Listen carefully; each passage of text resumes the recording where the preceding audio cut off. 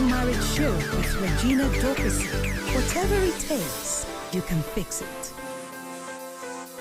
Hello and welcome to Spice the Marriage Show, where we'll talk and educate on relationship and marriage. And I am Regina Dorcas. Today on Spice the Marriage Show, we'll be looking at a very, very controversial and a very, very special topic, which is the zero tolerance for female genital mutilation. That is one of the most barbaric practices that is still practicing in some of the parts of the country, which in Africa.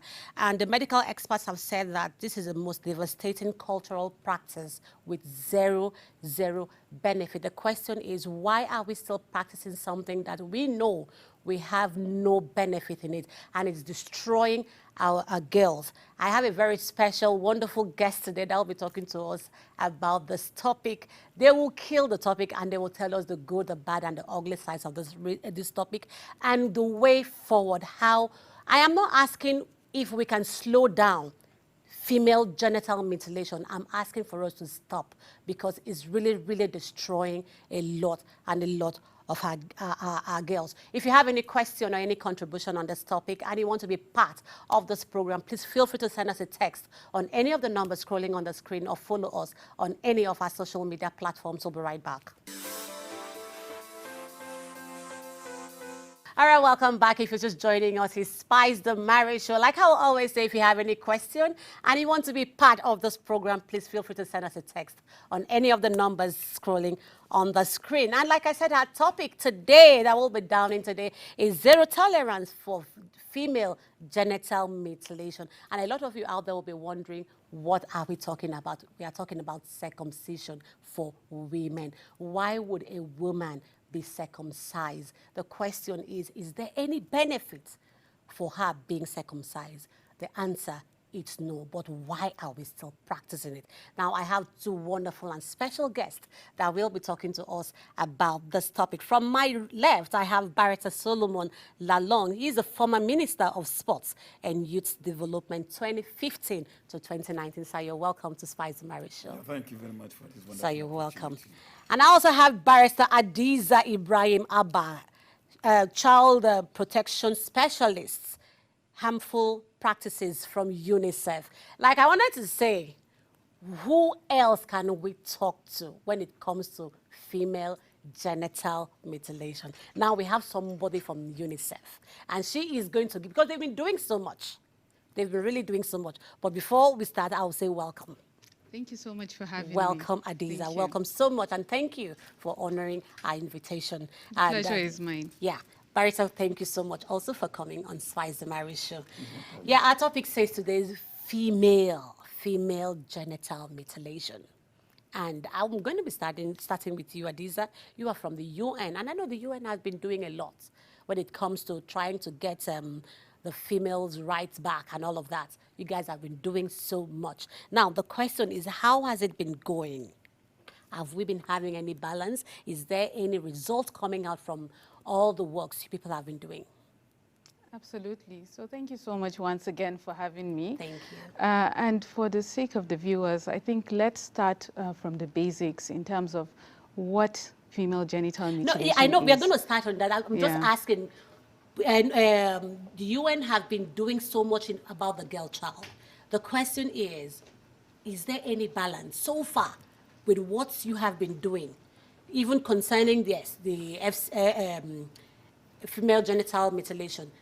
Has the UN been getting results? Oh yes, absolutely. The UN has been getting a lot of results. So as you say, the UN has supported partners, the government partners, in all the efforts to address female genital mutilation, to end it, as you say, once and for all. So as you know, the SDGs, the Sustainable Development Goals, it's the aspirations of countries, member countries, and Goal 5.3 on the target is to address and eliminate female genital mutilation, child marriage, which are forms of harmful traditional practices, once and for all by 2030. So we at the UN, we're really guided, by these targets and the efforts that we have made over time in terms of supporting government to set up laws, policies, to provide an enabling environment to address female genital mutilation. So, for example, the criminalization of FGM, under the Violence Against Persons Prohibition Act 2015, which has been very widely domesticated. We've supported the domestication of these laws across currently 35 out of 36 states. We also have the Child's Rights Act, which also protect children, girls, from harmful all forms of violence, which female genital mutilation is one of such. So, but of course, we also work with communities to create awareness and sensitization, strengthen the capacities of service providers from across the board, whether it's health, justice, social services, in terms of response. Okay, now to let's survivors. go down to because you were talking about knowing the real meaning, or like you said, a lot of people out there don't really understand what it is. Even when I said it's circumcision, a lot of people were wondering, female genital mutilation, what is it about? So let's hear from you from the UN. Great. So the WHO has a definition for female genital mutilation, and that is the total or partial removal of the female, any part of the female external genitalia for non-medical reasons. And I specify for non-medical reasons because there is no known benefit for FGM. So whereas in male circumcision, for example, we have scientific evidence that backs up, the practice of circumcision, but with female genital mutilation, the reverse is the case. What we see is that, there are very severe, immediate and long-term consequences, physical as well as psychological, that impacts girls and women. We know that the practice leads to severe bleeding, and at worst it can lead to death. And it also affects the woman in the long term when she comes to give birth, complications, around childbirth, also that can affect the child. So it has very devastating consequences. Okay, I think I'm going to pause you there because you said something that about the male also, that the male, there's a backup for it, if I'm correct. Absolutely. There's a backup for male having the circumcision and all that. Okay, Barrister, let's hear from you. What would you say about female genital mutilation? Well, I think it's one of the negative practices that, even though as a cultural revivalist, I believe it should have outlived this practice by now. Because apart from the danger it posed the life of a woman, I mean, it also demeans her self-esteem and person. And I thought that we should have far outgrown it because culture itself is dynamic. I mean, there were things that we were doing before now. We've changed from them. So why is the issue of female genital mutilation still an issue living with us? I most sincerely said it's something unheard of. We should not be talking about it now. And I think at the level of community, we need to be more committed to dealing with the issue. Government needs to prioritize it. It's not about only making of laws, domestication, no. I mean, we know how laws in this country has failed in all space, so let us not talk about domestication, but let us try to invest in creating awareness. Okay. Women should be the target.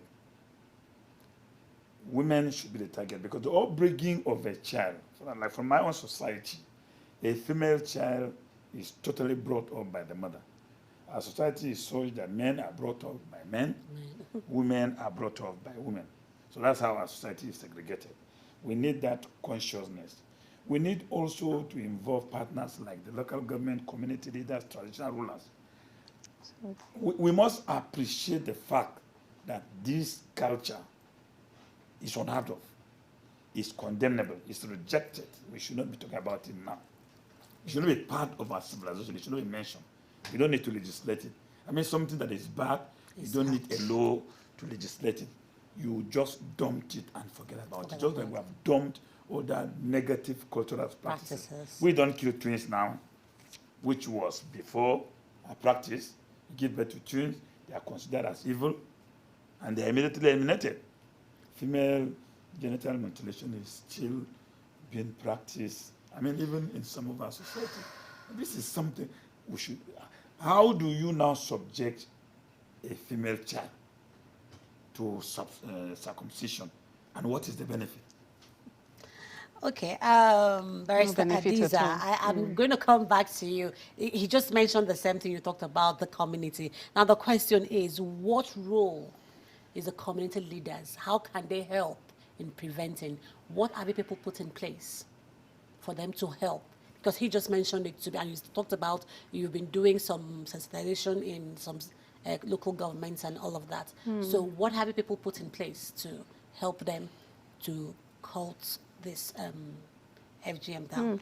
Their role is extremely vital. So as you know, Barrister here mentioned, he did talk about the role that they play as gatekeepers. You know, so in addition to supporting, so government has its structures, you know, and the policies, but the community, they are the gatekeepers, and a lot of the community members, you know, they listen, and in cases of traditional and cultural leaders, you know, they take a lot of instruction, you know, from these actors. So they're very important. And what the strategy that we've adopted is we engage these community leaders, the traditional and religious leaders, in our advocacy, you know, and beyond just the advocacy, you know, we have reflective dialogues that are also intergenerational, you know, bringing the younger people together with the older generations to dialogue. Getting men involved is very critical. So, and in terms of the religious leaders, it's very important that they link FGM as a requirement of the religion, because some people actually also believe that, you know, there is Islam or Christianity, you know, advocates or, you know, promotes FGM, whereas it's not the case. So we've had a lot of instances where working with these community leaders, you know, it has gone a long way in terms of changing the attitudes, the norms, the mindsets. Yes, it is a process that takes, you know, time, you know, in terms of change. However, you know, we've seen huge strides where communities have come out to declare that they're abandoning female genital mutilation in groups. They've set up community-based surveillance systems, you know, who police and act as watchdogs. So where the structures might not be, governance might not be as strong, we have the communities that have taken responsibility to make sure that the girls are kept intact. Okay, you're talking about the community and the healthcare providers. Now, is there anything that we can also do in putting them in checks? Because most of these people, when it happens at home, because most of this genital mutilation thing, they don't do it in the hospital. A lot of them do it at home, and it falls down back to the healthcare. Is there any way we can also put them in check to seeing if such a thing happens? They can also be like a watchdog too. When it happens, they can report. Absolutely. So as you rightly mentioned, FGM is mostly practiced by traditional, the traditional birth attendants, the cotters.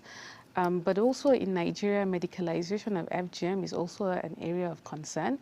So whilst it's not, they're not the majority of the cotters, we are also seeing a shift in some cases where people think it's safer to take their children to the hands of, you know, healthcare providers who, you know, can do it in a sanitary fashion, and there's that shift, which of course, you know, is a huge cause for concern.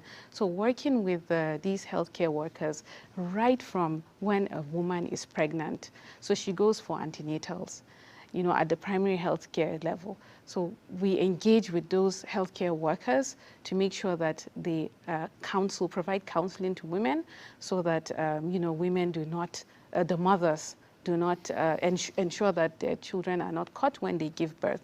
Likewise, after they give birth, when they go for checks, they look out, you know, for cases of female genital mutilation, and there's now a process where they actually register cases, you know, that they might discover. So, and beyond that, training them on how to manage cases of FGM, you know, throughout a woman's life cycle. So a lot of work has gone into, you know, providing this training, even to the extent of embedding these courses into the curriculum at the schools, at the higher institutions where they receive their training. Okay, Barrister Solomon, let me come back to you as a Minister of the Federal Republic of Nigeria. How can you help us? Because just like you said, all these laws have been there, but it's still been practiced. They're still practicing it. How can you help us? What can we do in putting it out there for the government to know that, look, this is becoming a sort of concern to us. How can we push it? What can you say about that? One of the most difficult things to deal with is to effect a change in tradition. The international agency are doing well, but I think government needs to own. Government must own the issue of female genital And that's why I'm mutilation. talking to you, because you were in the government and I'm coming. Okay. Now, if government owns it Yeah. as its own project, and then see other partners as collaborators, now it becomes much easier. You see, the target of successful mobilization are the traditional institutions, because it is a tradition. And once you get the buy-in of traditional rulers and the local government councils, it is very easy to deal with. Yeah. Outside this institution, the people could see it as an attempt, to invade into their tradition, and they could be a bit elusive, and you will not get good cooperation. So when you go, everybody will tend to come around you, but the practice will still be concealed and will be going on. So I think what the federal government needs to do is, aside from talking about domestication, no, government should own the project. The Ministry of Culture and Information should take it as one of its projects. The National Orientation Agency should also be involved. Now, when they align with UNICEF, they can make better inroads. There is a psychology of people when it comes to tradition. Yeah. When you come from the UN, it's very easy to dismiss that all these people are trying to bring the white man's way of doing things. So they can dismiss a very serious issue like this. But when you have, government, traditional rulers calling people, there are people to say, look, this thing has at least its usefulness. Let's forget about it. They're going to listen.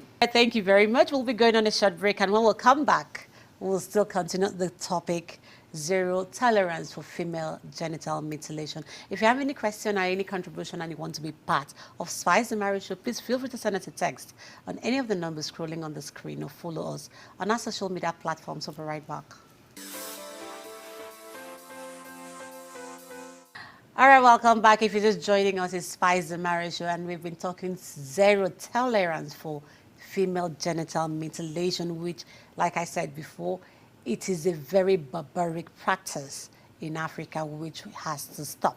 Yeah, I've been talking to Barrister Solomon Dalung, the former Minister of Sports and Youth Development. My name is Solomon Dalung. Dalung. Oh, sorry. I killed the name. I'm sorry. Also, Barrister Hadiza Ibrahim Abba, Child Protection Specialist, Harmful Practices, UNICEF. You're welcome back. Okay, this question goes to you, Barrister Hadiza. Like Barrister rightly said, government has to come in. Now, is there any collaboration you've had with some NGOs that have really gone out there to do justice to this? And is there any government agencies that have been partnering with you people so far?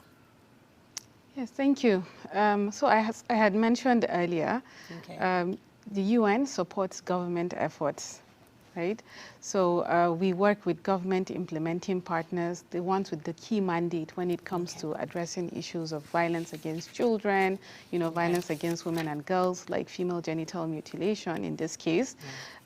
We work with the Federal Ministry of Women Affairs and the Federal Ministry of Health, National Orientation Agency, who are the key partners when it comes to working together, implementing with them, and they're also mandated by, there's a policy called the National Policy and Action Plan on Eliminating Female Genital Mutilation, which is a government policy on the strategies and actions within a specific timeline up to between 2021 and 2025 that will need to be taken together, of course, in collaboration with other government partners, Ministry of Youth and Sports, Ministry of Information.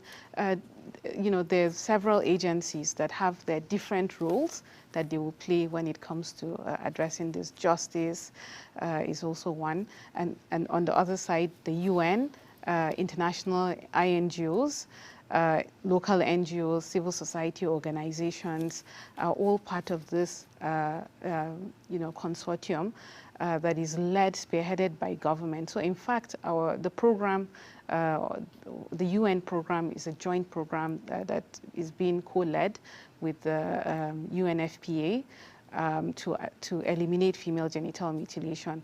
And we work very closely with government, coordinating, who is leading the coordination of the efforts around that. Every year, we talk zero tolerance for female genital mutilation. How has the result been? Which area? Okay, let me see, not even the area. What states have you been able to maybe crop up a little bit of it? Mm-hmm. Is there any particular side of the country, any particular area that you think it's still very vast and they need to do more? Yeah, absolutely. So FGM is highly prevalent in the southwestern and southeastern parts of the country. Over time, there has been a decrease in prevalence, so the national prevalence of FGM has decreased over time. However, at the same time, there are certain parts of the country where the data is very key in guiding where we implement our activities, and the northern parts of the country where we've seen a surge, we're calling them hotspot states, where we've seen a rise in female genital mutilation, which is extremely worrying. But essentially, we've focused on working in the southwest and the southeast, specifically in Ebonyi, Imo, in the southeast, and in the southwest, we've worked in Oyo, Ekiti, and Osun since 2014. And as you say, every year we do this commemoration of zero tolerance for FGM. And this year, the theme is investing in survivor-led movements to end female genital mutilation. So this is in the past, we've also done, we've focused on building positive masculinities, engaging men as, as our as people that we partner with, right, to address female genital mutilation. But this year is about the survivors. They know it affects them, and they are in the driver's seat in terms of amplifying their voices, right? To see what are those strategies that need to be prioritized to be able to accelerate efforts. But we've expanded. Even this year, we've partnered with the Nigerian Governor Spouses Forum. Just yesterday, we commemorated with the First Lady and the Governor of Kwara State, in Kwara State, to mark the FGM Day, and a state-led action plan was launched, to show, the targets in terms of how Kwara is going to start working to also accelerate efforts to abandon female genital mutilation. But we're also working with other first ladies beyond that in other parts of the country. All right, Barrister Solomon, I'm going to come back to you with your last take. I want to go out of the fact that you are a minister and all of that. as a father, let us hear what is your take concerning this. Because whatever you say today will help one person out there.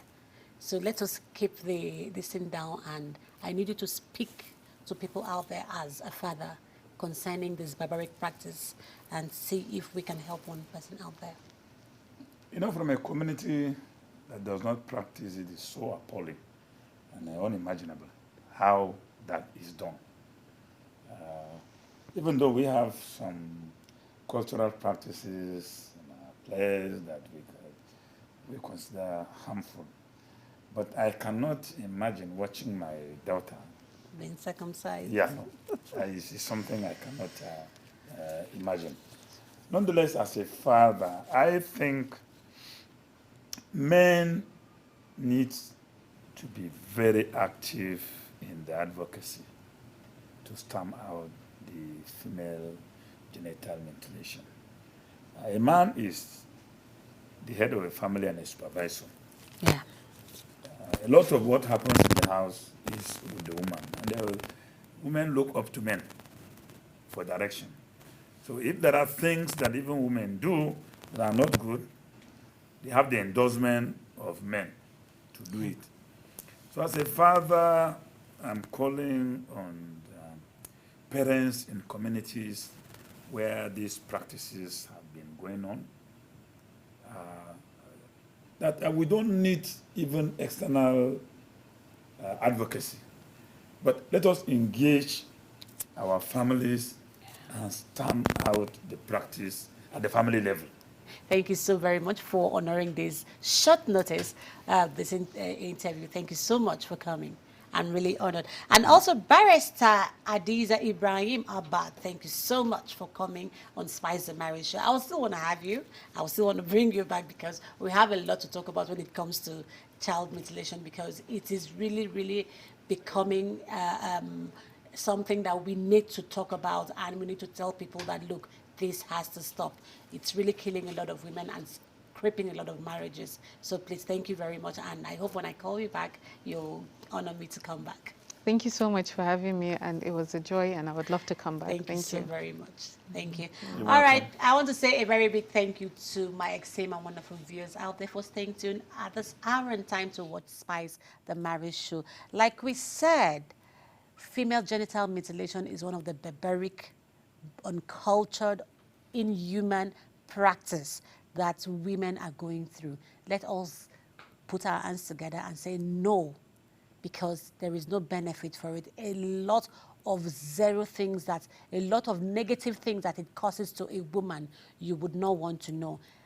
Some people that have long labor, that is one of the causes. Some people that cannot even have satisfaction when it comes to sex, that is one of a lot of men. In fact, a lot of men are complaining when it comes to women not having being circumcised. So please, I want each and every one of us to put our hands together.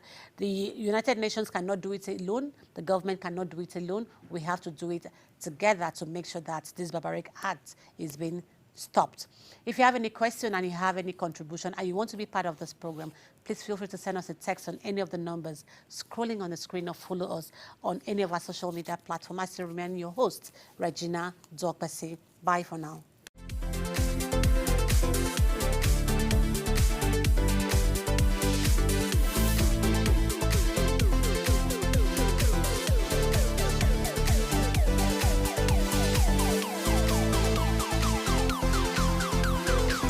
The Marriage Show with Regina Dokpesi. Whatever it takes, you can fix it.